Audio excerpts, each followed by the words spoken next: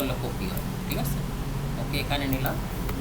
এখানে নেওয়ার পরে এটার তুমি ডিলেট দেওয়ার পর এখান থেকে এই যে 3 point, first point, second point, ওই যেরকম আমরা সার্কেল করছিলাম না, এই যে 3 পয়েন্ট, 3 পয়েন্টে নিবা। তারপর এখান থেকে প্রেস করে মনে করো আবার এটার দিবা, কত 5 ইঞ্চি দাও, 1 2 5 নেওয়ার পর এরকম তুমি কিন্তু বাউন্ডারি ক্লোজ করে এটারে এরকম তুমি ওয়াল তৈরি করতে পারো।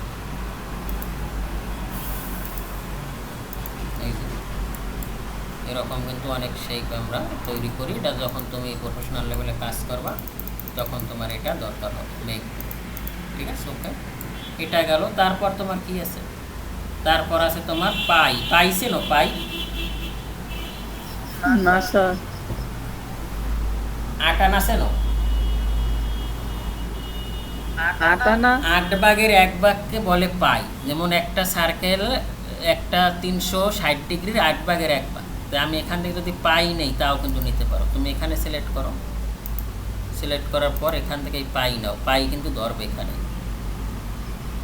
এই দেখো এখানে এটা তো টোটাল আসছে না, তুমি এখান থেকে পাই চাও। পাই কত হয়, 8 ভাগের 1 ভাগ কত হয়, কি হলো, ওই যে 360-এর 8 ভাগের 1 ভাগ দিয়ে ভাগ দাও।